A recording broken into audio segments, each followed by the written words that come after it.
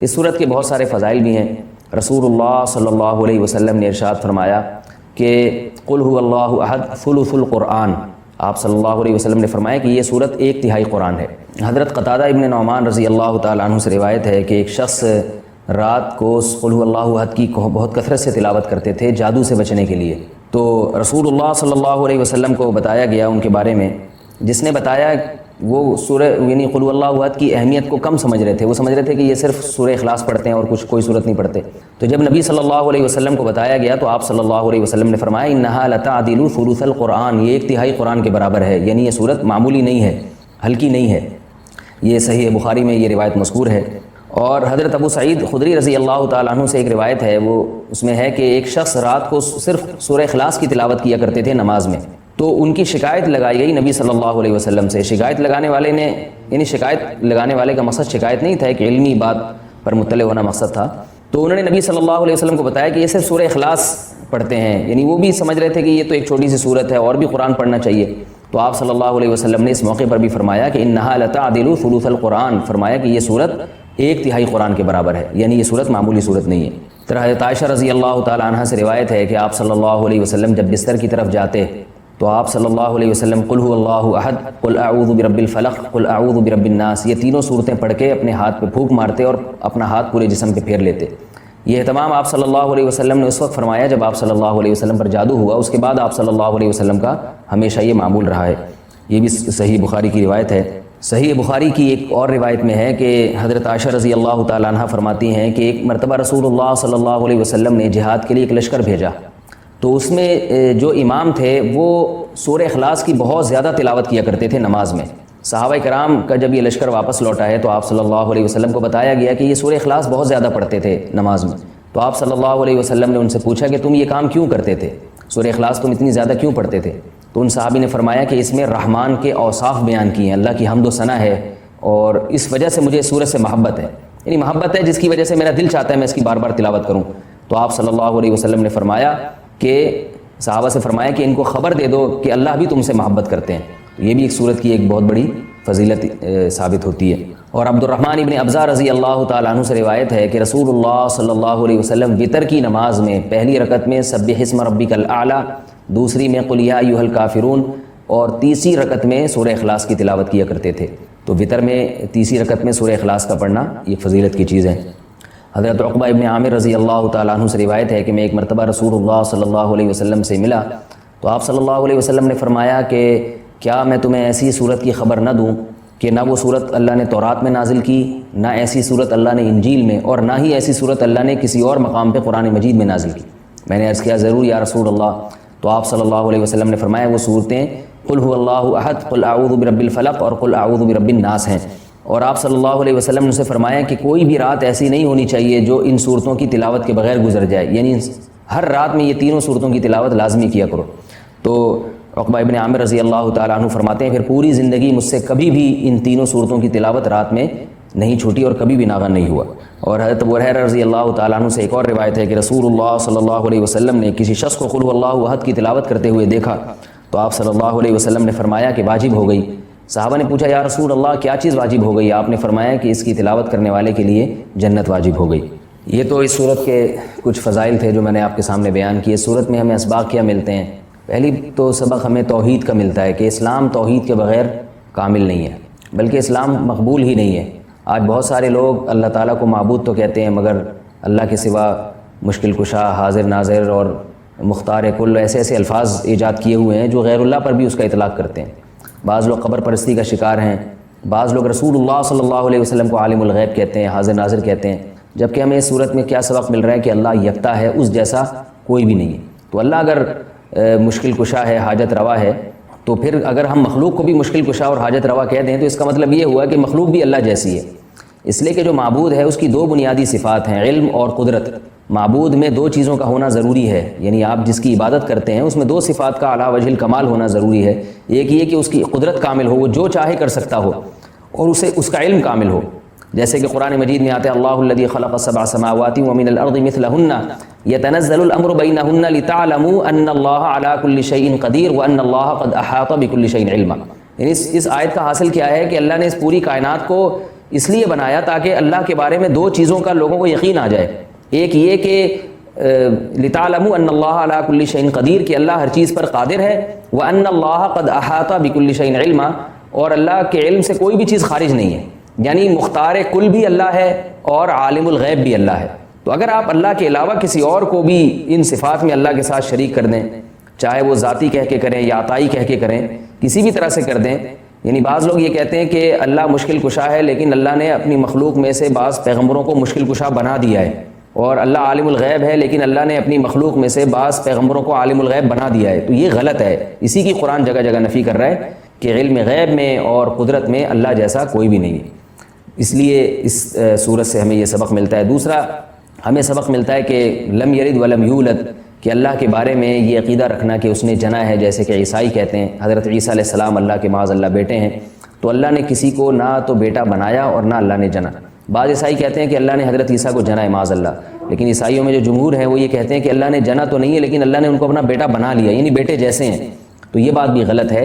لم یتخذ صاحبۃ ولا ولدا، قرآن کہہ رہا ہے اللہ نے کسی کو نہ تو جنا ہے اور نہ اللہ نے کسی کو بیوی یا بیٹا بنایا ہے. بنایا بھی نہیں ہے اللہ نے. اللہ کے یعنی کسی کو محبت میں بیٹا کہہ دینا یہ ایک الگ چیز ہے، لیکن باقاعدہ اس کو بیٹا بنا لینا یہ ایک الگ چیز ہے. کیونکہ ہم جب کسی کو بیٹا بناتے ہیں تو اس لیے کہ ہمیں اس کی ضرورت ہوتی ہے، ہمیں اس سے کام لینا ہے، ہمیں اپنے والی وارث چاہیے. اللہ کا کوئی وارث نہیں ہے، اللہ کا کوئی والی نہیں ہے، اللہ بے نیاز ہے. یہ اس صورت کا بنیادی اسباق تھے. اللہ فرماتے ہیں کہ جو لوگ ڈپریشن کا شکار ہو جاتے ہیں، جلد بازی میں فیصلے جلد بازی میں کرتے ہیں، ان میں تدبر نہیں ہے، غور و فکر نہیں ہے، تو لیکن کچھ علامتیں اپنے اندر پیدا کر لو تو تمہارے اندر سے جلد بازی، جس جلد بازی کے نتیجے میں ڈپریشن ہوتی ہے، خودکشی کے خیالات آتے ہیں، یعنی زندگی سکون کی گزرے گی تمہاری. اس کے لیے چند کام کرنے پڑیں گے. نمبر 1، نماز کی مکمل پابندی. آپ یقین کر لو جتنا ڈپریشن سے نماز بچاتی ہے نا، کوئی چیز نہیں بچاتی. اسٹریس اور ڈپریشن کی 20 گولیاں ایک طرف. جس کا نماز میں دل لگ گیا نا، بس اس کی زندگی مزے کی بن جاتی ہے. اور نماز میں دل نہ لگ رہا ہو نا، کئی رکعتیں پڑھو ہمت کر کے.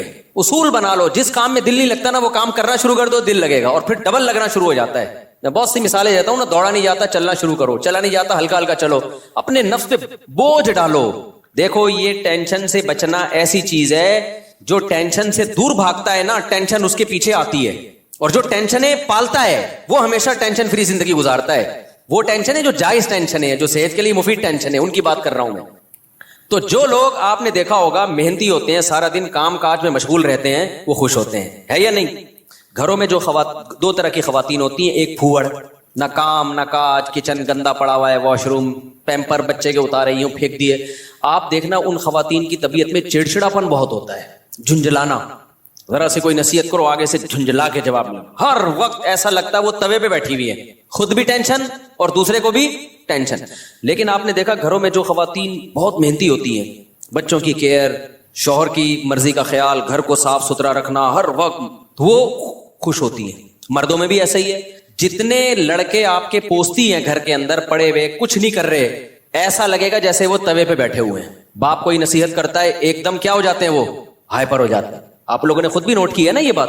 وجہ کیا ہے کہ جو آدمی کام کاج کی ٹینشن نہیں لیتا نا، تو اللہ اس کو اسٹریس میں ڈال دیتے ہیں. جو محنت کے کام نہیں کرتا اسٹریس میں ڈال دیتے ہیں اس کو، ہر وقت ٹینشن ہے، چڑچڑاپن پیدا ہوتا ہے. اور جو محنتی ہوتے ہیں صبح اٹھے ٹھک ٹھک ٹھک اپنے کام نمٹائے. میں اپنا بتا دوں، جس دن میں کوئی ٹاسک پوری کرتا ہوں کہ مجھے خیال ہوتا ہے آج میں نے یہ کام نمٹانا ہے، تو وہ نمٹا دیتا ہوں. خدا کی قسم ایسا سکون ملتا ہے نا کہ بیان نہیں کیا جا سکتا. آپ بھی کر کے دیکھ لو. آپ ایک اسکیجول بناؤ کہ آج دن میں نے یہ سارے کام کرنے اور مغرب تک میں ان کاموں سے فارغ ہو جاؤں گا.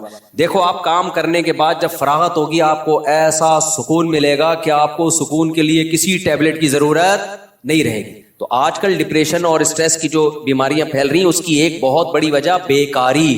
بس ہر آدمی چاہتا ہے میں لائف کو انجوائے کروں، یوں کر کے بیٹھا رہوں، انجوائے کروں، پھر ٹک ٹاک دیکھتا رہے گا اور گھماتا رہے گا، دیکھ یہ والا دیکھ لیا، یہ والا دیکھ لیا. ہوتے لاشعوری طور پر وہ آپ کے دماغ کو اندر سے ڈیمیج کر رہا ہے، آپ کو پتہ بھی نہیں ہوتا. اس میں سیاسی خبریں آ رہی ہیں، کوئی دوسرے کو گالی، وہ اس کو گالی، وہ فلانا ایسا، وہ ڈمکانا ایسا، کارٹون بنا کے سیاسی لیڈروں کے مذاق. آپ کو پتہ نہیں ہوتا کہ یہ چیز آہستہ آہستہ آپ کے دماغ کو کیا کر رہی ہے، ہلکا ہلکا ڈیمیج. تو نماز انسان کے نا کا شیڈول بنا دیتی ہے. ہم نے جتنے بڑے لوگوں کو دیکھا ہے وہ کیا کر رہے ہوتے ہیں, وہ اپنے ٹائمنگ کیسے فکس کرتے ہیں, کافر کیسے کرتا ہے 8 بجے یہ کرنا ہے, 9 بجے یہ, 10 بجے یہ, شام 4 بجے یہ. نمازی کیا کرتا ہے, فجر کے بعد کی یہ روٹین, فجر سے پہلے کی یہ روٹین, ظہر کے بعد کی, بولو نا یار, یہ روٹین, عصر کے بعد کی یہ روٹین, عصر سے پہلے کی یہ روٹین, مغرب کے بعد کی. اور یہ جو نمازوں کے ٹائم ہے نا, کمال کی بات پتہ ہے کیا ہے, یہ نیچرل ہے, گھڑی نیچرل نہیں ہے. نہیں آئی بات, سورج جب نکلتا اور غروب ہوتا ہے نا تو فطری طور پر انسان کی باڈی کے اندر تبدیلیاں آ رہی ہوتی ہیں, فطری طور پر. تو اسلام چونکہ دین فطرت ہے نا, تو اس نے اوقات بھی کیسے رکھے ہیں, نیچر کے حساب سے رکھے ہیں. تو نمازوں کے حساب سے اپنے آپ کو فٹ کرو گے زیادہ سکون رہے گا, کیونکہ دن کی روشنی میں انسان کا مزاج الگ طریقے سے کام کر رہا ہوتا ہے, رات کے اندھیرے میں الگ طریقے سے ہوتا ہے. تو اللہ نے کیا فرمایا کہ الا المصلین الذین هم علی صلاتهم دائمون, یہ لوگ نمازوں میں پابندی کرتے ہیں. تو آج سے عزم کرو کسی قیمت پہ بھی نماز انشاءاللہ ضائع نہیں کریں گے. اور سب سے زیادہ سکون اللہ نے فجر کی نماز میں رکھا ہے. تھوڑی سی ٹینشن ہے بھائی, اٹھا لو, لیکن پڑھ کے جب سلام پھیرو گے نا آپ کو لگے گا یار آج تو ہٹو بچو ہو گیا. ہمارے ایک دوست تھے, نمازی تھے لیکن اڑاتے بھی بہت تھے نماز, ہے نا. اب وہ بہت پرانی بات ہے, 15-20 سال پرانی بات, بالکل ینگ تھے, تو نائٹ فال بھی ہو جاتا ہے جوان آدمی کو. ایک دن کیا ہوا, میں نے ان کو بولا بھائی آپ کو سفر میں حضر میں کہیں بھی یہ ہونا, آپ نے غسل کر کے نماز پڑھنی ہے. وہ جاب کرتے تھے کسی کمپنی میں, انہوں نے کہا یار ادھر کہاں میں رات کو سوؤں اور نائٹ فال ہو جائے, کون غسل کرے گا, کیا ہے بھائی بڑی ٹینشن ہے یار. میں نے کہا یہ عزم کر لو کچھ بھی ہو آپ نے غسل کر کے نماز بولو پڑھنا, کچھ بھی ہو جائے. پانی کا انتظام کیسے کرنا یہ آپ کا ہیڈک ہے, کرنا ہے. تو اللہ انہیں جزائے خیر دے, انہوں نے ہماری وصیت پر عمل کیا. ایک دن پھر انہوں نے ہمیں بتایا کہ سردیاں تھیں, غسل فرض ہو گیا, صبح پریشان ہوں کہاں سے پانی لے کر آیا, کہیں جنگل منگل میں ہوں گے, کوئی پروجیکٹ ہوتا ہے نا, پانی لایا اور پھر کس طریقے سے میں نے بڑی ٹینشن میں سردی میں غسل کیا. کہتے ہیں خدا کی قسم اس کے بعد جو نماز پڑھی ہے, ان کے الفاظ ہیں, اتنا لطف اور اتنا مزہ آیا کہ اب میں آگے کہہ رہا ہوں ہٹو بچوں ہو گیا. یہ ہٹو بچوں ان کے نہیں تھے, یہ میرے الفاظ. اتنا مزہ آیا. تو انسان ٹینشن اٹھا کے جو کام کرتا ہے لطف اور مزہ بولو اسی میں ہے. چھٹی والے دن جب مزہ آتا ہے جب ورکنگ ڈیز کے بعد چھٹی آئے. روزانہ ہی اگر چھٹیاں ہوں تو مزہ آئے گا.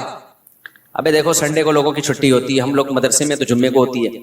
سنڈے کی چھٹی کا مزہ جب ہے جب منڈے کی چھٹی نہ ہو, اور ٹیوزڈے کی بھی نہ ہو, وینسڈے کی بھی نہ ہو, تھرسڈے کی بھی نہ ہو, فرائیڈے کی بھی نہ ہو, تب جا کے سنڈے کی چھٹی کا مزہ آتا ہے. لیکن اگر ہر دن سنڈے ہے تو پھر کوئی بھی دن سنڈے نہیں ہے. نہیں آئی نا, یہی تو مسئلہ ہے. تو کچھ کرنے کے بعد جب چھٹی ہوتی ہے تو مزہ ہوتا ہے. چھٹی چل رہی ہے پاگل ہو جائے گا آدمی. ہمیں یاد ہے پورے سال میں نا مدرسے میں ہماری 2 مہینے کی چھٹیاں ہوتی تھیں, اب بھی 2 مہینے کی ہوتی ہیں, لیکن طالب علمی کے دور میں تو بہت ٹف لائف تھی ہماری. پورا ہفتہ مدرسے میں رہنا پڑتا تھا ہمیں. ہم لوگ جمعرات کو عصر کی نماز کے بعد نکلتے تھے, چھٹی ہوتی تھی جمعرات کو, عصر کے بعد 1.5 سے 2 گھنٹے میں گھر پہنچے, رات ہو گئی, 1 ہفتے بعد پہنچے, اور اگلے دن عصر ہم نے مدرسے میں پڑھنی ہوتی تھی, تو چند گھنٹے کی چھٹی. یہ روٹین جب پورے سال ہوگی تو جب 2 مہینے کی چھٹیاں آنے والی ہوں گی تو خوشی سے کیا عالم ہوگا, کیا عالم ہوگا نا خوشی سے. تو ایسی خوشی ہوتی تھی یار ابھی 2 مہینے تک بالکل ہی ویلے ہونے والے ہم. اتنی خوشی ہوتی تھی کہ 1 مہینہ پہلے سے خوشی میں نیند اڑ جاتی تھی کہ چھٹی آنے والی. لیکن اس روٹین کے بعد, لیکن اگر یہ روٹین کے بعد وہ 2 مہینے کی چھٹی نہ آتی بلکہ چھٹی کے بعد چھٹی آتی تو سوائے اسٹریس اور ڈپریشن کے کچھ بھی حاصل بولو نہیں ہوتا. یہ میں پوری تقریر آپ کو سمجھانے کے لیے کر رہا ہوں کہ اپنے آپ کو پریشانیوں میں یعنی ورک کی ٹینشن میں, کاموں کی ٹینشنوں میں ڈالو گے تو سکون ملے گا, اور اگر صرف سکون کی خاطر فارغ رہنا سیکھو گے تو سکون نہیں ملے گا آپ کو. سکون ہمیشہ کام کے لوگوں کو ملتا ہے, خوش رہتے ہیں, بھاگتے دوڑتے لوگ ہمیشہ خوش رہتے ہیں. اور جو پڑے ہوئے ادھر گٹر کے ڈھکن پہ بیٹھ گئے, گپے مارنا شروع کر دی جیسے کراچی کے لونڈے لپاڑے کرتے ہیں, یہی ہو رہا ہے. بیٹھے تو اٹھ ہی نہیں رہے, نہ نماز کے ٹائم پہ اٹھ کے جا رہے ہیں, کچھ بھی نہیں, بیٹھے ہیں. آپ کیا کر رہے ہیں, پان سے ایک پیک نکال کے ادھر پھینکی, پھر اٹھ کے گھر گیا, وہاں تھوڑی سی ابا سے صلواتیں سنی, سو رہا ہے تو پھر ٹک ٹاک پہ لگ گیا, لگے پوری رات گزر گئی, پھر اپنی مرضی سے سو گیا, پھر اٹھ گیا, پھر جب سوتے سوتے تھک گیا تو اٹھ گیا, تھک گیا تو کیا ہو گیا, اڑ گیا. اب کیا کریں, وہی کریں جو کل کیا تھا, دوبارہ سے اسی ڈھکن پہ جا کے بیٹھو. ہو سکتا ہے 2-4 بے وقوف ابھی بھی وہیں بیٹھے ہوئے ہو, پھر دوبارہ ڈھکن پہ جا. گٹر کے ڈھکن تو جو چوری ہونے سے بچ گئے ہیں نا, وہ یہی والے ڈھکن ہیں جن پہ لوگ آ کے بیٹھتے ہیں, باقی تو سارے چوری ہو گئے. اب حضرت مفتی تقی عثمانی صاحب کی عمر ماشاءاللہ کافی ہو گئی ہے, لیکن صحت عمر کے لحاظ سے بہت اچھی, حالانکہ اتنی بزی اور اتنی ٹف لائف گزاری ہے انہوں نے. 8 گھنٹے مطالعہ کا معمول رہا ہے ایک دور میں. لیکن ہم جب بھی حضرت سے ملتے ہیں حضرت خوش طبع ہیں, تو حضرت بہت خوش مزاج ہیں. حالانکہ اتنا مصروف آدمی تو دیکھنے میں لگتا ہے خوش مزاج ہو ہی نہیں سکتا. جتنے میں نے دیکھے نا مصروف، میرے شیخ حضرت مفتی رشید احمد صاحب بہت بزی رہتے تھے.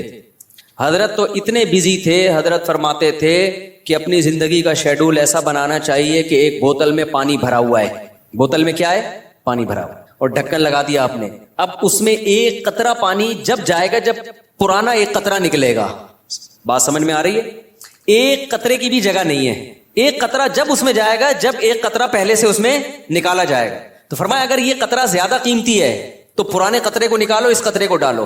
یہ قطرہ پرانے قطرے سے زیادہ قیمتی نہیں ہے تو اسی کو رہنے دو، لیکن ہوگا، ریپلیس ہی ہوگا، نیا آئے گا، پرانا نکلے گا. تو فرماتے تھے کہ اپنے زندگی، اپنے جو 24 گھنٹے کے اوقات کو اس طرح سے بوتل میں پانی کی طرح بھر دو کہ اب آپ کوئی اگر کام کرنا چاہتے ہو تو پرانا کوئی کام ڈسٹرب ہوگا تو پھر نیا کام ہوگا.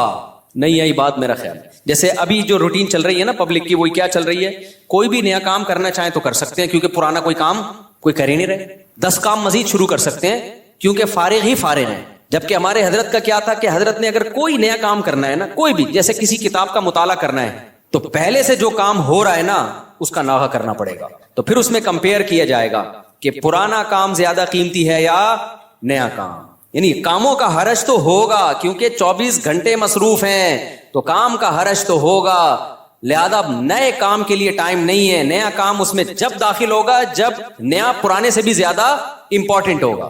مثال کے طور پر 24 گھنٹے آپ کا ایک اسکیجول ہے، ایک شیڈول ہے.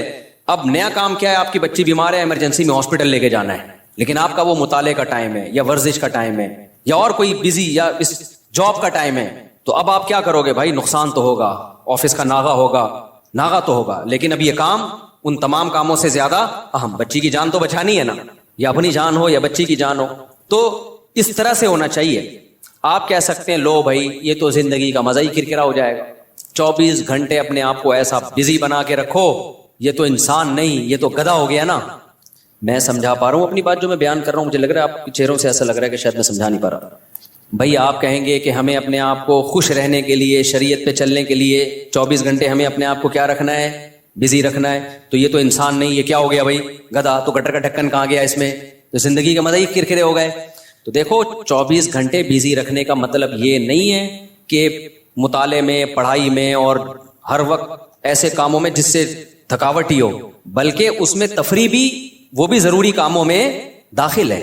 دوستوں سے کبھی کبھار بیٹھ کے گپ شپ بھی ان ضروری کاموں میں، کیونکہ دماغ کو فریش رکھنے کے لیے ضروری ہے کہ کبھی کبھار گٹر کے ڈھکن پہ جا کے بیٹھا کرے، تھوڑا ابے تبے کے ماحول میں دوست احباب سے بات چیت کر لیا کرے، تھوڑا سا ریلیکس رہے گا اور سوسائٹی میں ان رہے گا.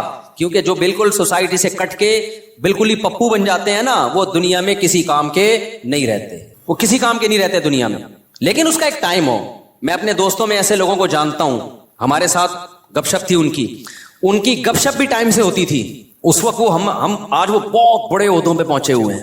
بھی چند دن پہلے ایک کا فون بھی آیا کہ آپ وہی طارق مسعود ہو جو ہمارے ساتھ کھیلا کرتے تھے، گپ شپ تھی. میں نے کہا ہاں. میں نے کہا آج کل کیا وہ بہت بڑا آفیسر بن چکا ہے، وہ نام نہیں بتاؤں گا میں، بہت بڑی فلم بن گیا بھائی وہ.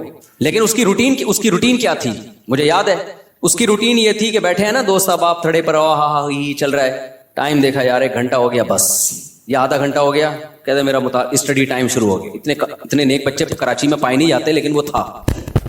یہ بات کر رہا ہوں جب ہم 16-17 سال کے تھے، اس وقت گپے مار رہے ہیں. ایسے بھی نہیں ہے کہ گپ شپ ہی نہ ہو دوستوں کے ساتھ، یہ بھی نہیں ہے. اور یہ بھی نہیں ہے کہ بیٹھے ہیں تو بیٹھے ہی ہیں، نہ نہ نہ. اس نے ٹائم ایک بنایا ہوا تھا، گھر کا ماحول ایسا تھا نا. تو اب آ کے بیٹھے ابھی گپ شپ شروع کر دیا، اور بھائی ہاں ہو ہی باتیں، کرکٹ ہم ساتھ کھیلا کرتے تھے، کرکٹ کی باتیں چل رہی ہیں، گپ شپ ہو رہی ہے. یار میرا اسٹڈی ٹائم شروع ہو رہا ہے، میں جا رہا ہوں. ہم کہتے تھے یار عجیب انسان ہے بھائی، اتنا نیک آدمی. تو یہ ہے کہ یہ نہیں کہ آپ نے دوستوں کی محفلیں بالکل چھوڑ دی، گپ شپ بالکل چھوڑ دی، کھیل کود بالکل چھوڑ دیا، لیکن اس کو بھی اپنے شیڈول کا حصہ بنانا ہے. اس کو بھی جتنا ٹائم بنتا ہے اتنا دینا ہے. اب ہو یہ رہا ہے کہ کوئی پلاننگ نہیں ہے، کوئی روٹین نہیں ہے، تو ہم اپنی زندگی اپنی مرضی سے نہیں چلا رہے، ہمیں کوئی اور چلا رہا ہے. اور پتہ ہے کون ہے؟ اس کو پیار سے شیطان کہا جاتا ہے.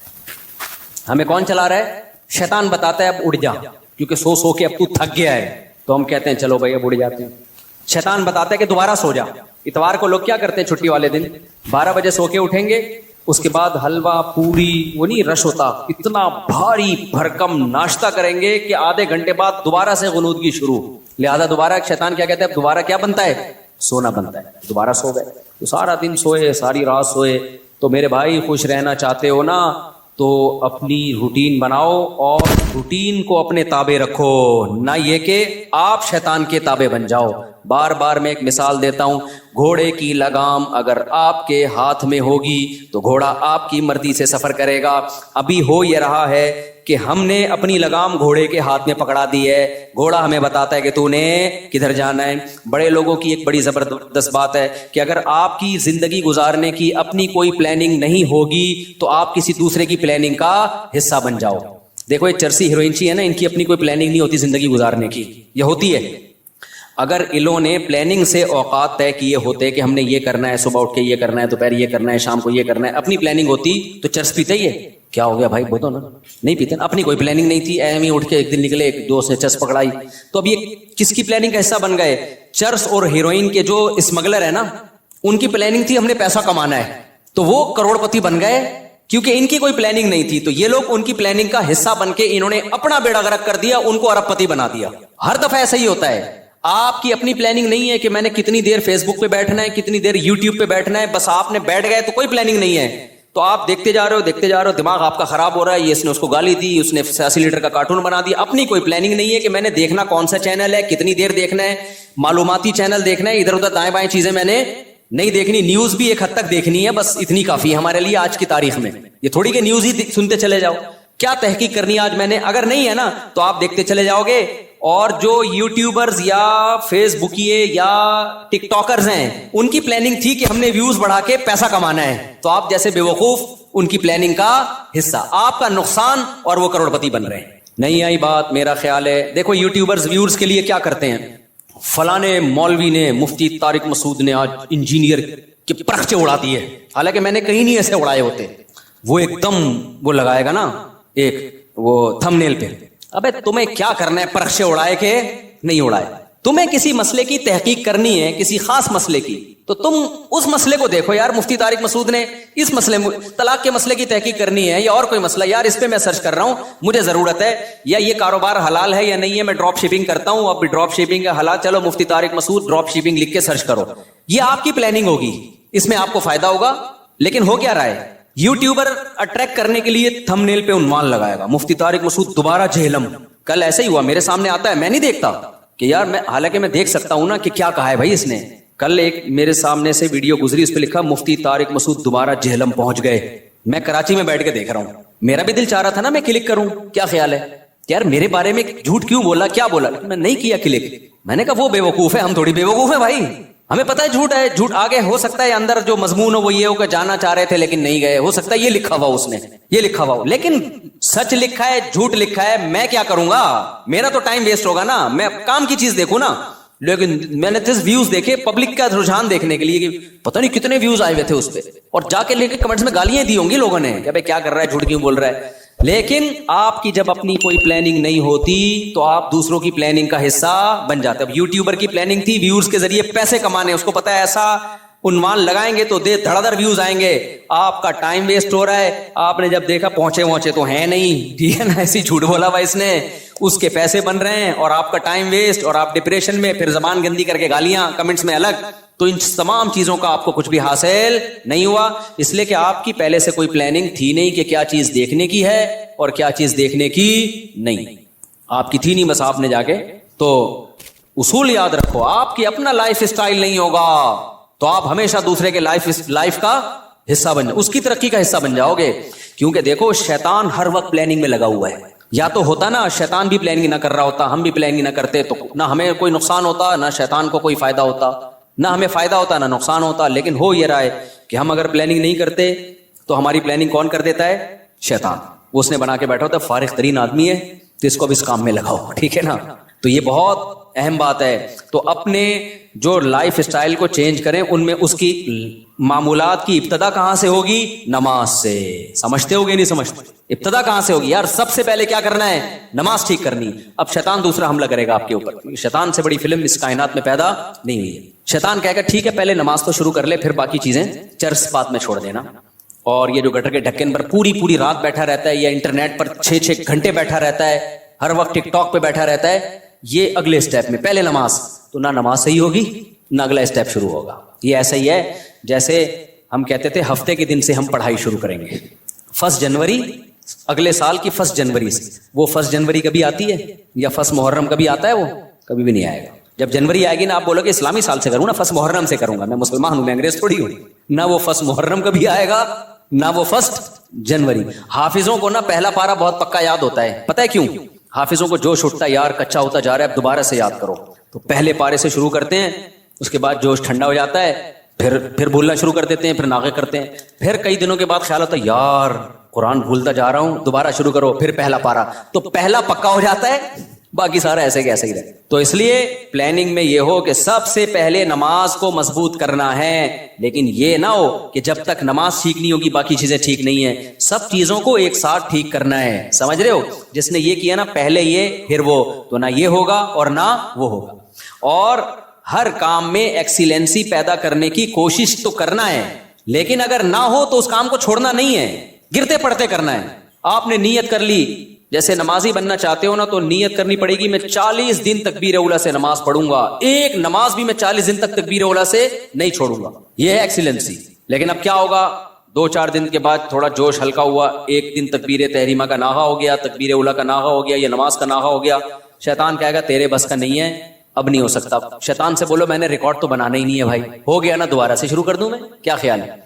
کیونکہ یہ انسان کے ساتھ ہوتا ہے، بہت مشکل ہے بھائی بالکل ایک دم سے ایکوریٹ ہو جانا. گرتے پڑتے ہی لوگ اللہ کی طرف جاتے ہیں. اگر سارے ایک دم سیدھے چلنا شروع ہو جاتے تو یہ حدیث پھر کیوں ہوتی کہ نبی صلی اللہ علیہ وسلم نے فرمایا، اللہ تعالیٰ فرماتے ہیں من تقرب الی شبرا تقربت الیہ باعا، جو ایک بالش میری طرف چل کے آتا ہے میں ایک ہاتھ اس کی طرف چل کے جاتا ہوں، اور جو میری طرف چل کے آتا ہے اتیتہ ہرولا، میں اس کی طرف دوڑ کے جاتا ہوں. یہ حدیث ہے ہی یہ سمجھانے کے لیے کہ آپ پہل تو کرو، آنا تو شروع ہو، گرتے پڑتے ہی آؤ. کچھ آپ کرو گے، کچھ کون کرے گا؟ کچھ اللہ کرے گا. تو کیا کرنا ہے بھائی، اپنے شیڈول کو، اپنے اسکیجول کو تبدیل کرنے کے لیے سب سے پہلے ابتدا کہاں سے کرنی ہے؟ نماز سے. بھائی اب زندگی میں نماز کبھی بھی نہیں چھوٹے گی. اب نماز میں اپنے آپ کو پابند کرنے کے لیے چند چیزیں ہیں. سب سے پہلا کام کیا کرنا ہے، ایک دم سے قضاء عمری شروع نہ کرو، زیادہ بوجھ ہو جائے گا. قضاء عمری تو پڑھنا لازم ہے، لیکن پہلے تھوڑا سا اپنے آپ کو ادا نمازوں کا عادی بنا لو. 40 دن تو بناؤ نا کم از کم عادی، پھر اس کے بعد قضاء عمری شروع کرو. ایک دم سے زیادہ بوجھ آ گیا تو نہ ادھر کے رہو گے نہ ادھر کے رہو گے. ایک دم سے نا ایک دم امام مہدی بننے کی کوشش کرتے ہیں لوگ، ایسے ایک دم صوفی بنے گا جا رہا ہے، قضاء عمری بھی چل رہی ہے ساتھ ساتھ، آج لگتا ہے کہ بس یہ کہاں پہنچ گیا ہے. وہ بخار ہوتا ہے چند دنوں میں وہ کافور ہو جاتا ہے، اڑ جاتا ہے. تو نماز کا عادی بنانے کے لیے کرنا کیا ہے، اپنے اوپر کوئی جرمانہ رکھنا ہے، سزا رکھنی ہے. بھائی مجھ سے اگر فجر کی نماز چھوٹ گئی تو اس دن ناشتہ بولو نہیں کرو. ناشتہ اسی دن ہوگا جس دن فجر کی نماز ہوگی. سزا دو اپنے آپ کو. حکیم اختر صاحب رحمہ اللہ تعالیٰ فرمایا کرتے تھے، یہ کتنی بڑی بے غیرتی ہے کہ اللہ نے کہا تھا نماز پڑھو فجر کی، آپ اللہ کا حکم آپ سے اتنا سا پورا نہیں ہوا اور صبح پراٹھے کھانے کے لیے ناشتے پہ بیٹھ جاتے. کتنی بڑی بغیرتی ہے نا، کہ اللہ کی نعمتوں سے تو پھوڑنے کے لیے آ جاتے ہیں، بس جو اللہ نے کام لگایا وہ ہو نہیں رہا. تو غیرت کا تقاضا بھی ہے، فجر گئی تو ناشتہ بھی گیا. اے اللہ اب ہمارے منہ سے تو نوالا اترے گا نہیں. کتنا مزہ آتا ہے صبح ناشتہ کرنے میں نا، آپ کو نہیں آتا، مجھے تو بہت آتا ہے. خیر کتنا لطف ملتا ہے جب بھوک لگ رہی ہو اور انسان مزے کا ناشتہ کرے. تو یہ اللہ ہم سے کام بہت کم لیتا ہے، نعمتیں ہمیں بہت زیادہ دیتا ہے. اور اس فجر پڑھنے میں بھی ہمارا ہی فائدہ ہے، سکون ہمیں ہی مل رہا ہے، صحت بھی اچھی ہوتی ہے، جلدی اٹھنے میں آکسیجن ملتی ہے. اور صبح کی جو دھوپ ہے نا، یہ جو ٹھنڈی دھوپ ہوتی ہے صبح کی سرخ دھوپ، یہ وائٹامن ڈی بہت تیزی سے بڑھاتی ہے باڈی میں. لگے دھوپ ویسے بھی وٹامن ڈی بڑھاتی ہے چاہے دوپہر کی دھوپ ہی ہو، لیکن صبح کی دھوپ ہے جب سورج سرخ ہوتا ہے، یہ والی دھوپ بہت زیادہ آپ کی باڈی کو مضبوط کرتی ہے، ہڈیوں کو مضبوط کرتی ہے. تو ہمارا ہی فائدہ اس میں. تو اپنے آپ کو نماز کا پابند بنانے کے لیے کیا کرنا ہے بھائی، فجر چھوٹ گئی ناشتہ گیا، ظہر چھوٹ گئی تو کچھ پیسے رکھ لو. ہر آدمی اپنے حساب سے پیسے رکھے کہ اتنے پیسے میں. اب میں یہ نہیں کہوں گا کہ ظہر چھوٹ گئی تو لنچ بھی گیا، کیونکہ سزا اتنی دے انسان جتنی ایفورڈ کر پائے، ورنہ ہوگا یہ کہ آپ نہ سزا پہ عمل کرو گے نہ نماز. بہت زیادہ سزا دینا بھی ٹھیک نہیں ہے. اب مثال کے طور پر آپ نے کہا کہ فجر گئی تو میں اپنی گردن ہی اڑا دوں گا، تو کون اڑائے گا بھائی؟ خام وہ بات کرو نا جو پاسبل ہے. یا فجر ہو گئی تو اپنے آپ کو سگریٹ، فجر گئی تو سگریٹ سے جلاؤں گا اپنے آپ کو، تو سزا اتنی جو افورڈ، یا فجر گئی تو 10 لاکھ روپے صدقہ کروں گا، ایسا نہیں ہوتا، نہ 10 لاکھ صدقہ کرے گا بھائی، اتنا نیک ہوتا تو پڑھ ہی نہ لیتا.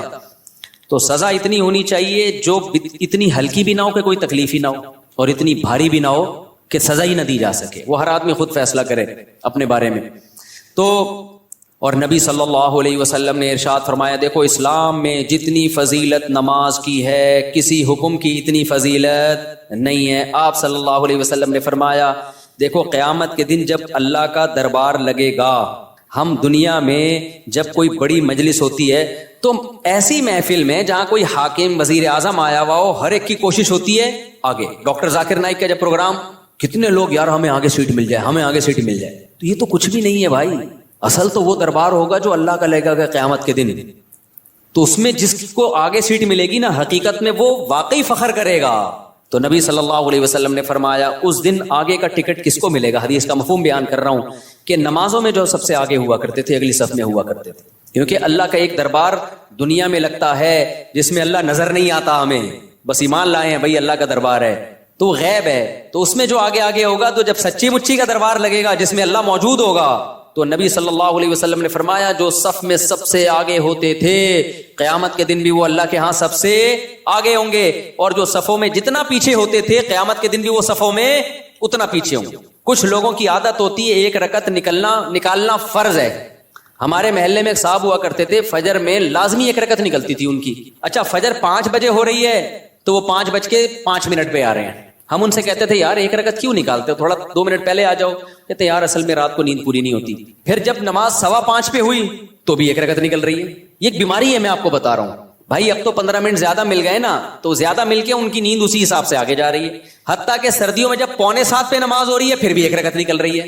تو یہ جو آزار ہوتے ہیں نا کہ یوں ہو رہا ہے بھائی، جس نے پڑھنی ہوتی ہے وہ آ جاتا ہے، نہیں پڑھنی ہوتی، جس کی ایک رکعت نکلنی ہے وہ ایک ہی نکلتی رہے گی قیامت تک. جس کی 2 رکعت نکلنی ہے، اتحیات والے بھی ہوتے ہیں، اتحیات میں آ رہے ہوتے ہیں، وہ ہمیشہ آپ دیکھنا اتحیات میں ہی ہوں گے. اور کچھ ایسے ہوتے ہیں جماعت ہی پوری نکلتی ہے ان کی، وہ ہمیشہ سلام پھیرنے کے بعد تشریف لا رہے ہوں گے، بولے گا بے یار یہ کیا ہو گیا. تو اور کچھ ایسے ہیں جنہوں نے پڑھنی نہیں ہے. تو جب میں اور آپ کوشش کریں گے نماز کی پابندی کی، تو بھائی تکبیر اولیٰ کی پابندی کے ساتھ صفے اول میں، کیونکہ نبی کی جو بشارتیں آپ صلی اللہ علیہ وسلم نے صف اول کے لیے دی ہیں وہ دوسری صف کے لیے اور آخری صف کے لیے نہیں ہیں. آپ صلی اللہ علیہ وسلم نے فرمایا لوگوں کو اگر پتا چل جائے کہ صف اول میں کتنا ثواب ملتا ہے تو اتنی لڑائیاں ہوں کہ قرآن اندازی کی نوبت آئے. پورا محلہ وہ جو اجر ملے گا نا قیامت کے دن، جو پروٹوکول ملے گا اللہ کے دربار میں، وہ لوگ اپنی آنکھوں سے دیکھ لینا، وہ قیامت کا منظر اللہ دکھا دیں کہ صف اول والے آج کہاں ہیں. تو نبی نے فرمایا محلے والوں میں جھگڑا ہوگا، ہر آدمی کہے گا تیرے باپ کی سیٹ ہے جو آگے پہلے سے بیٹھا ہوا ہے. صحیح ہے نا، ہر آدمی جھگڑا کرے گا، ابے تیرے باپ کی جگہ ہے جو میں بیٹھوں گا یہاں پہ، وہ کہے گا میں بیٹھوں گا. اتنی لڑائیاں ہوں گی کہ فیصلہ کس سے کیا جائے گا؟ قرعہ ڈالا جائے گا. آج تم کہ ہمیں اپنی آنکھوں سے دیکھ نہیں رہے، لہذا ایسے پوستیوں کی طرح رڑتے آتے ہیں، وہ بالکل پیچھے بیٹھے. آگے جگہ بھی ہوتی ہے تو کوشش کرتے ہیں پیچھے ہی کھڑے رہیں، کیونکہ تاکہ نکلنے میں آسانی ہو، سلام امام پھیرے اور فوراً بھاگ سکیں ہم. تو وجہ اس کی ہے کہ بھائی اللہ فرماتے ہیں فَلَا تَعْلَمُ نَفْسٌ مَّا أُخْفِيَ لَهُم مِّن قُرَّةِ أَعْيُن، کسی نفس کو خبر نہیں ہے ہم نے اپنے نیک بندوں کے لیے آنکھوں کی ٹھنڈک کا کیسا سامان چھپا کے رکھا ہے. تو جو نیک بندوں کے لیے آنکھوں کی ٹھنڈک کا اللہ نے سامان چھپایا ہے، اللہ وہ اگر دکھا دے تو میرے بھائی پھر ہمیں ان تقریروں کی ضرورت نہیں رہے گی. ہم میں سے ہر شخص کوشش کرے گا نماز میں پہلے سے آئے. اچھا جن کو پہلے آنے کی عادت ہوتی ہے نا، ان کو پھر سکون ہی نہیں ملتا بعد میں آنے سے. ہم اپنی مسجد میں دیکھ رہا ہوں، مجھے یہاں 18 سال ہو گئے، 18 سال ہو گئے مجھے یہاں پہ. تو میں 18 سال سے جن کو دیکھ رہا ہوں نا 10 منٹ پہلے آتے ہیں وہ نماز میں. آج بھی وہ نماز میں 10 منٹ پہلے آتے ہیں، حالانکہ وہ بوڑھے ہو گئے، ہارٹ کے مسائل، شوگر کے مسائل، 20 بیماریاں، بے ساکیوں سے آ رہے ہوں گے، لیکن آئیں گے 10 منٹ پہلے ہی. کیوں؟ وہ کہتے ہیں یار یہ کیسی نماز ہے، سکون تو جب ہی ملتا ہے پہلے سے آگے بیٹھو، سنتیں آرام سے پڑھو. ایسے بھی یہاں بزرگ تھے جو گھٹنے جواب دے گئے لیکن آ رہے ہیں 15، انتقال ہو گیا ان کا، اللہ مغفرت فرمائے. پھر جب میں ان کی عیادت کے لیے گھر گیا تو کہتے ہیں بھائی مفتی صاحب بس اتنی دعا کرو کہ جو مسجد کی جماعت ہے نا وہ نہ، کیونکہ ساری زندگی ہم نے صف اول میں نماز پڑھی ہے، اب کوئی غم نہیں ہے سوائے اس کے کہ مسجد کی جماعت چھوٹ گئی، ہم سے جماعت چھوٹ گئی. تو یہ نشہ ہے میرے بھائی، سمجھ رہے ہو؟ صف اول میں نماز پڑھنے کا کیا ہے؟ یہ نشہ ہے، جس کو لگ جائے وہ بڑھاپے میں بھی نہیں چھوٹتا. ہمارے حضرت مفتی رشید احمد صاحب بھی بہت زیادہ تکبیر اولیٰ کے پابند تھے، آخری عمر میں ان کے بھی کو بھی ظاہر ہے ایک ایج ہوتی ہے، تو جب وہ نیچے آتے تھے نا نماز پڑھنے کے لیے اتنا خوش ہوتے تھے، کہتے تھے یہ اللہ کا اتنا بڑا فضل ہے کہ نماز نہیں چھوٹ رہی مجھ سے. تو جن کو نشہ ہو جائے ان سے پھر یہ صف اول نہیں چھوٹتی. تو ایسا نشہ پیدا کر دو اپنے اندر. نشہ کب ہوتا ہے؟ جب عادت پڑ جائے نا، لت پڑ جائے، تو صف اول کی عادت ڈال دو. رمضان میں ہم دیکھتے ہیں جن کو تراویح میں صف اول میں تراویح پڑھنے کی عادت ہے نا، 15 منٹ پہلے آئیں گے، اپنا رومال بچھایا بیٹھ گئے وہاں.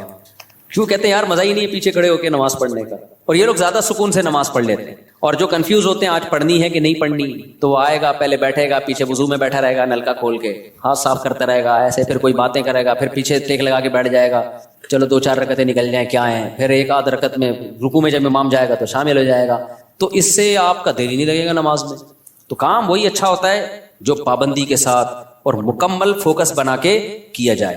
نبی صلی اللہ علیہ وسلم نے ہر چیز میں احسان کا حکم دیا ہے. پتہ ہے آپ کو احسان پتہ ہے کسے کہتے ہیں؟ ایکسیلنسی. جو کام کرو خاندانی طریقے سے کرو. ہم جو بھی کام کرتے ہیں پتہ ہی نہیں چل رہا ہوتا کہ کرنا چاہتا بھی ہے کہ نہیں چاہتا. وہ شادی والی بات ہے، نہیں کرو بھائی دوسری شادی، کرنا ہے تو پھر کرو خاندانی طریقے سے. پھر ایسی کی تیسی. کل بھی ایک کیس آیا نا، اصل میں کیس ہی یہی آ رہے ہیں آج کل. کیا کریں؟ کیس آیا کہ وہ شادی کر لی ہے، اب اس پہ دباؤ ڈال رہے ہیں طلاق دے دو طلاق دے دو، اور وہ لڑکی والے اس کے سر پہ دوسری کو دے دو. تو میں نے کہا کرنا ہی نہیں تھا جب دم نہیں تھا، جب کر لیا تو بولا جاؤ تمہاری ایسی. اب میں نے کہا اگر ڈر گیا نا، کنفیوز ہو گیا یار دوسری کو چھوڑوں نہیں چھوڑوں، میں نے کہا اس سے ڈپریشن میں جائے گا. کام تو کر لیا، اب بول بھائی میرے ٹکڑے کر دو، مجھے بم سے اڑا دو. میں نے کہا اس میں سکون ملے گا. میں نے کہا دیکھو میں تمہیں سمجھا رہا ہوں سکون مل رہا ہے نا؟ کہتے ہیں ہاں مل رہا ہے. میں نے کہا اس سے مطلب یہ سکون اسی میں ہے. ہو گیا ایسی کی تیسی. ہم لوگ بولیں گے 2 نمبر ہے، بولے ہم 2 نمبر ہیں. لوگ بولیں گے برا آدمی، بولے ہم ہیں. ہم کم میں کب کام ہے، بہت نیک آدمی. تو جو بھی کام ایکسیلنسی کے ساتھ ہوتا ہے. صحابہ کرام جب نماز پڑھا کرتے تھے کتنے خشوع و خضوع سے پڑھا کرتے تھے، تبھی نمازوں میں ان کو مزہ آتا تھا. ہم نماز پڑھ رہے ہوتے ہیں، مسجد کی طرف آ رہے ہوتے ہیں ایسے جیسے قبر سے مردے کو اکھاڑا جا رہا ہے، بستر سے ایسے اٹھتے ہیں، مسجد میں ایسے آتے ہیں جیسے پولیس جیل کی طرف لے کے جا رہی ہے. پھر وہاں بیٹھے ہوتے ہیں بار بار، کبھی یوں کر کے دیکھ رہے ہیں، کبھی پیچھے مڑ مڑ کے امام کو دیکھ رہے ہیں کہ آ کیوں نہیں رہا. بھائی تمیز سے منہ نیچے کرے بیٹھ جاؤ. 30 سیکنڈ لیٹ ہو جائے گی نا نماز زیادہ سے زیادہ، پھر سلام کے بعد فوراً ایک دم نا ایسے جیسے توے پہ بٹھایا ہوا ہے، ہلنا شروع ہو جائے گا کہ اٹھوں کیسے میں یہاں سے. سکون سے. نبی صلی اللہ علیہ وسلم نے فرمایا جتنی دیر انسان نماز کے انتظار میں ہوتا ہے اللہ کی ہاں اتنی دیر نماز ہی کی حالت میں ہوتا ہے. اس کو نماز کا ثواب ملتا رہتا ہے، اس کو نماز کا ثواب ملتا رہتا ہے. اور جتنی دور سے چل کے آئے گا، آپ صلی اللہ علیہ وسلم نے فرمایا ہر قدم پہ اللہ ایک نیکی دیں گے اور ایک گناہ اس کا معاف کریں گے. تو کتنے فضائل ہیں میرے بھائی نماز پڑھنے کے. نبی صلی اللہ علیہ وسلم نے فرمایا، کیا پیاری حدیث ہے یار، اس سے تو بڑا مزہ آتا ہے. نبی نے فرمایا کہ میری امت قیامت کے دن اپنے چہروں کی سفیدی سے پہچانی جائے گی، کیونکہ اتنا وضو کیا ہوگا نا اس نے زندگی میں. اب جو 15 سال کی عمر سے نماز پڑھ رہا ہے، 15 دفعہ روزانہ دن میں منہ دھوتا ہے کہ نہیں دھوتا؟ اور یہ وہ منہ کا واش کرنا نہیں ہے جو گورے واش کرتے ہیں، یہ عبادت کے طور پہ منہ کا دھونا ہے. یہ جو ہم چہرہ دھوتے ہیں دن میں 15 دفعہ، بازو دھوتے ہیں دن میں 15 دفعہ، پاؤں دھوتے ہیں دن میں 15 دفعہ، 3 دفعہ دھویا جاتا ہے نا. تو یہ صرف واشنگ نہیں ہے کہ سروس ہو رہی ہے آپ کی، یہ دھونا بطور عادت ہے یا عبادت کے طور پر ہے؟ بتاؤ. یہ عبادت کے طور پہ دھویا جا رہا ہے، منہ اللہ نے حکم دیا. تو آپ سوچو جس نے 40 سال 50 سال اللہ کے حکم پہ دن میں 15 دفعہ منہ دھویا ہوگا، تو کیا اس کے چہرے پہ کوئی ایسی علامت نہیں ہوگی جس سے پتا چل جائے کہ اس کا چہرہ دوسرے چہروں سے بہت پاکیزہ ہے؟ کیونکہ اس بار بار منہ دھونے سے جو منہ کے گناہ ہیں، بازوؤں کے گناہ ہیں، پاؤں کے گناہ ہیں، وہ دھل رہے ہیں، ان میں روحانیت پیدا ہو رہی ہے، نورانیت پیدا ہو رہی ہے. یہ نورانیت دنیا کی آنکھوں سے نظر نہیں آتی، لیکن یہ نورانیت قیامت کے دن اللہ ایسی آنکھیں دے دیں گے جس سے لوگوں کو یہ نورانیت نظر آنا شروع ہو جائے گی. غرم محجلین. آپ نے فرمایا کہ اتنا واضح ہوں گے نا اہل اسلام قیامت کے دن، جو نمازی تھے اتنے واضح ہوں گے نا ان کے چہرے، فرمایا جیسے سارے سیاہ گھوڑے ہوں اور ان میں ایک سفید پیشانی والا گھوڑا ہو اور اس کے سفید پاؤں ہو. گھوڑوں میں یہ بڑی خوبصورتی سمجھی جاتی تھی کہ مکمل سیاہ ہو لیکن پیشانی کیا ہو؟ سفید، اور پاؤں کیا ہو؟ سفید. صرف پاؤں میں سفیدی کے نشانے سے گھوڑے میں بڑا حسن پیدا ہوتا ہے. تو آپ نے فرمایا کہ سارے سیاہ گھوڑوں میں اگر سفید پیشانی والا گھوڑا ہوگا تو فوراً الگ پہچان ہوگی کہ نہیں ہوگی؟ ہے بھائی ایک گھوڑے ہیں اب آپ کا گھوڑا ان گھوڑوں میں مکس ہو گیا سب کے کلر، تو آپ جا جا کے غور غور سے دیکھو گے، لیکن آپ کا گھوڑا سفید پیشانی والا تھا، باقی سارے کالے، فوراً پہچان جاؤ گے بھائی یہ کس کا گھوڑا ہے، یہ میرا۔ تو نبی نے فرمایا میں اپنے امتیوں کو پہچاننے میں کوئی کنفیوژن نہیں ہوگی، کیونکہ وضو کی کثرت کی وجہ سے سب کے چہرے نورانی ہوں گے، سفید ہوں گے، سب کے بازو کیا ہوں گے، نورانی اور سفید۔ جتنا ایریا وضو میں کور ہوتا ہے نا سارا سفید ہوگا، سفید کا مطلب نور نکل رہا ہوگا اس سے، نورانی چہرے ہوں گے۔ تو یہ ہلکی چیز نہیں ہے بھائی نماز کا قائم کرنا۔ شاعر اسلام میں سے دیکھو ہر مذہب کا کوئی خاص نشان ہوتا ہے جس سے پتہ چل جاتا ہے یہ آدمی اس مذہب سے بلونگ کرتا ہے کہ نہیں ہوتا؟ ہندو عورتوں کے یہاں کیا ہوتی ہے بولو؟ ٹیکا بندیا ہوتی ہے نا، تو جس عورت کی ہوتی ہے ہمیں فوراً پتہ چل جاتا ہے یہ کیا ہے بھائی، منہ سے بولنے پر گورنمنٹ نے پابندی لگائی ہے تو ٹھیک ہے بھائی۔ جس خاتون کے یہاں ٹیکا ہوتا ہے 99% چانس ہوتا ہے کہ یہ کیا ہے، ہندو ہے، ہندوؤں کا کلچر ہے۔ یہاں سلیب لٹکا ہوا ہے تو فوراً پتہ چل جاتا ہے بھائی یہ کیا ہے، یہ عیسائی، خاص علامات ہوتی ہیں ان کی۔ اور اسی طرح یہودیوں کی ایک خاص کیپ ہوتی ہے، اتنی سی کیپ یہاں رکھی ہوئی ہوتی ہے، ماشاءاللہ داڑیاں تو ایک اچھا کام کرتے ہیں، بڑی داڑھی رکھتے ہیں، چھوٹی سی یہاں کیپ ہوگی، خاص ڈریس ہوتا ہے ان کا۔ پہلے تو ہمیں یہودی کہیں نظر ہی نہیں آئے تھے کراچی میں، اب دنیا میں ٹریولنگ ہوتی ہے تو بہت سارے، میں بعض دفعہ دم کروانے جانے لگا تھا، میں نے کہا لگ رہا ہے بخاری کے کوئی استاذ بیٹھے ہوئے، اتنے داڑھی کی وجہ سے ویسے چہرہ تو نورانی ہو ہی جاتا ہے، اتنی بڑی بڑی داڑھی امریکہ میں اور کینیڈا میں، تو جاپان میں بھی میں نے دیکھے۔ تو میں سمجھا کہ کوئی بخاری پڑھانے والے مدرسے کے استاذ ہیں، میں نے کہا جا کے دم کراتا ہوں، انہوں نے کہا رکھ کے چماڑ لگے گا، دم نہیں کرا بھائی یہ یہودی۔ تو ہانگ کانگ میں دیکھے ہم نے اتنی بڑی بڑی داڑھیوں والے یہودی۔ تو اس لیے میں غامدی صاحب سے کہتا ہوں کہ یہودیوں سے عبرت حاصل کرو۔ یہودیوں کا مذہب اتنا پرانا، پھر بھی داڑھی کا انکار نہیں کیا اب تک انہوں نے، اتنے لبرل اتنے سیکولر ہو گئے، کیونکہ تورات میں داڑھی لکھی ہوئی ہے، موسیٰ علیہ السلام کی تعلیمات میں تھا داڑھی بڑھاؤ۔ تو کتنا کچھ یہودیوں نے اپنے دین کو چینج کر لیا، داڑھی اپنے مذہب سے نہیں نکال سکے۔ اور ہمارے مسلمان اسکالر، جبکہ ہمارے پاس نبی کی بخاری مسلم کی صحیح حدیث ہے، آف اللحا، داڑیاں بڑھاؤ، خود نبی کی داڑھی، اور حکم دیا جا رہا ہے رکھو نہیں بڑھاؤ، تبھی کم از کم ایک مٹھی واجب ہے، اس لیے کہ بڑھانے کا حکم ہے۔ اگر ایک مٹھی سے بھی کم ہوگی تو بڑی بھی تھوڑی ہوگی۔ پھر وہ اہل حدیث تو اس کی ظاہر پر عمل کرتے ہیں کہ بھائی بڑھاؤ۔ اچھا اس میں لوگ اہل حدیثوں کا مذاق اڑاتے ہیں، اتنی بڑی بڑی داڑیاں، میں کہ تم مذاق مت اڑاؤ۔ وجہ اس کی ہے کہ بہرحال وہ کس کا سہارا لے رہے ہیں، حدیث کا سہارا لے رہے ہیں، آف اللحا، کیونکہ کسی صحیح حدیث میں ہمیں داڑھی چھوٹی کرنے کا حکم نہیں ملتا۔ تو اس لیے اب کسی کا مذاق اڑانا اس بیس پہ کہ وہ بڑی داڑیاں رکھ رہے ہیں اور یہ غلط ہے بھائی۔ وہ اس میں سہارا کس کا لے رہے ہیں، نبی کی حدیث کا، آف اللحا، چھوڑ دو اپنے حال پہ۔ ہم عبداللہ بن عمر کے قول سے استدلال کرتے ہیں، ان کے عمل سے، کہ وہ ایک مٹھی سے زیادہ کاٹ دیا کرتے تھے اور صحابہ نے کسی پر ان پر اعتراض نہیں کیا، تو یہ گنجائش ہے۔ تو لیکن نص تو ہے نا بہرحال ان کے پاس، تو اس میں مذاق نہیں بنتا کہ آپ مذاق اڑانا شروع کر دیں یا کسی کی نیت پہ شک کرنا شروع کر دیں۔ بہرحال اسلام میں حکم داڑھی کاٹنے کا نہیں ہے، کس کا ہے، بڑھانے کا۔ تو حامدی صاحب نے کیا کیا، انکار کر دیا کہ ایکچولی کلچر تھا۔ بھائی کلچر تھا تو نبی آرڈر کیوں دے رہے ہیں؟ نبی کا کلچر تو عربوں کا کھجور کھانا بھی تھا، تو آپ نے کھجور کھانے کے آرڈر دیے ہیں کہ عربوں کا کلچر تھا لنگی پہننے کا، آپ نے کہیں لنگی کا آرڈر دیا ہمیں؟ عربوں کا کلچر تھا گدھے کی سواری کا، تو آپ نے آرڈر دیا ہمیں گدھے کی سواری کرو؟ بھائی بطور مذہب اور بطور دین کے داڑھی بڑھانے کا آپ نے حکم دیا ہے، کیونکہ آپ نے فرمایا 10 چیزیں پیغمبروں کی فطرت ہیں، تو فطرت کی مخالفت تغییر خلق اللہ کہلاتی ہے۔ ان میں داڑھی بڑھانا، مونچھیں گھٹانا، بغلوں کے بال صاف کرنا۔ تو کیا بغلوں کے بال صاف کرنا آپشنل ہے کیا؟ کرو نہ کرو آپ کی مرضی، نہ کاٹنے پڑیں گے آپ کو، ناخن کاٹنا، یہ سب ایک ہی حدیث کا حصہ ہیں۔ تو جیسے ناخن کاٹنا واجب ہے، آپشنل نہیں ہے، بغلوں کے بال صاف کرنا اس حدیث کی روشنی میں واجب ہے، آپشنل نہیں ہے۔ بول دو نا، مجھے شک ہونے لگتا ہے کہ بڑھائی بھی ہوں گی۔ زیر ناف بال صاف کرنا واجب ہے، آپشنل نہیں ہے۔ تو اسی حدیث میں بھائی داڑھی بڑھانے کا حکم دیا جا رہا ہے، تو وہ کیسے آپشنل ہو گیا؟ اس کا کلچر، نبی کلچر بیان کرنے کے لیے تھوڑی آئے ہیں، نبی کیا بیان کرنے کے لیے آئے ہیں؟ حدیث، اللہ کا حکم بیان کرنے کے لیے آئے ہیں۔ تو جب تک اس کے خلاف کوئی دلیل نہ ہو، اس کو اللہ کا آرڈر اور اللہ کا حکم ہی سمجھا جائے گا۔ تو یہودیوں نے اپنے مذہب سے داڑھی نہیں نکالی، یہ مذہب کا آرڈر۔ سکھوں سے عبرت حاصل کرو۔ جب میں کینیڈا کے ایئرپورٹ پہ اترا ہوں، مجھے اتنی بڑی بڑی داڑھیوں والے سردار نظر آئے، حالانکہ ایئرپورٹ پہ وہ جاب کر رہے ہیں، کوئی مینیجر ہے، کوئی پائلٹ ہے، داڑھی سب نے رکھی 99۔ جو میرا تجزیہ غلط بھی ہو سکتا ہے، کیونکہ ہو سکتا ہے جنہوں نے داڑھی کاٹی ہوئی مجھے پتہ ہی نہ چل رہا ہو کہ یہ سکھ ہے یا کچھ اور، انہوں نے رکھی ہوئی ہے، وہ اپنے مذہب کو نہیں چھوڑتے۔ شرم سے ڈوب مرنے کا مقام ہے میرے بھائی، پھر ہم لوگ کے لیے کیا خیال ہے؟ اور غامدی صاحب نے تو انکار ہی کر دیا۔ تو ہمارے تو پیغمبر دیکھو، یوسف علیہ السلام سے زیادہ کوئی خوبصورت تھا، لیکن آپ کی بھی کیا تھی؟ داڑھی۔ اور جمال میں سب سے زیادہ جمال اللہ نے، حسن الگ چیز ہے، جمال الگ چیز۔ حسن میں سب سے بڑا درجہ یوسف علیہ السلام کا، لیکن جمال جو حسن کے سے اوپر کی چیز ہے، وہ جمال سب سے زیادہ اس کائنات میں نبی صلی اللہ علیہ وسلم کو اللہ نے دیا ہے، اور یہ حدیث سے ثابت ہے. لیکن آپ صلی اللہ علیہ وسلم کی بھی داڑھی تھی. اس لیے میں غامدی صاحب اور ان کے فالوور سے کہتا ہوں کہ آپ سے نہیں رکھی جا رہی، آپ توبہ استغفار کر لو، لیکن انکار مت کرو بھائی. آپ تحریف دین جو ہے یہ زیادہ بڑا جرم ہے، تو اور ہمت کر کے رکھ لو. کیا جا رہا ہے یار.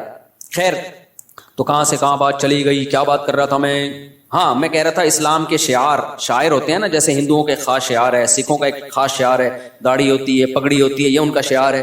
عیسائیوں کا سلیب ہے. تو مسلمانوں کا شعار کیا ہے؟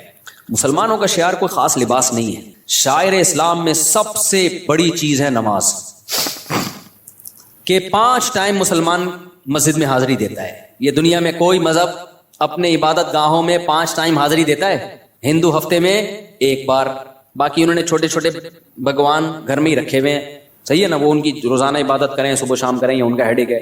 لیکن واحد ایک اسلام مذہب ہے جو آپ کو عبادت خانے میں کتنی دفعہ بلاتا ہے؟ 5 بار. تو مسلمان اپنی روٹین میں 5 ٹائم، تو یہ 5 ٹائم ایسی چیز ہے عبادت جو چھپنے والی نہیں ہے. آپ کسی غیر مسلم کے ساتھ رہو گے، اس کو 1-2 دن میں پتہ چل جائے گا بھائی ان کے تو 5 ٹائم اوقات ہیں، یہ تو ہر تھوڑی دیر کے بعد ان کو نماز کے لیے جانا ہوتا ہے. تو یہ شاعر ہے، اس سے پتہ چلے گا کہ آپ مسلمان ہو یا کافر ہو. صحابہ کے دور میں اسی سے پتہ چلتا تھا. دیکھو نبی صلی اللہ علیہ وسلم نے جب دعوت دی نا عرب کے قبائل کو، تو بہت سے قبائل مسلمان ہو گئے، بہت سے مسلمان نہیں ہوئے. تو پھر آپ نے جہاد شروع کیا. تو حدیث میں آتا ہے، کیونکہ کوئی معاہدہ تو تھا نہیں نا، جنگ تھی، تو آپ صلی اللہ علیہ وسلم لشکر لے کے جاتے، اس علاقے کے قریب پڑاؤ ڈالتے کہ ابھی ہم نے اس پہ حملہ کرنا ہے. تو دیکھتے کہ فجر کی اذان کی آواز آتی ہے کہ نہیں آتی. اگر فجر کی اذان کی آواز آئی، اس کا مطلب یہ کیا ہے؟ مسلمان ہے، چھوڑ دو. اذان کی آواز نہیں آئی، بھائی یہ اسلام قبول ہی نہیں کیا. تو اذان اور نماز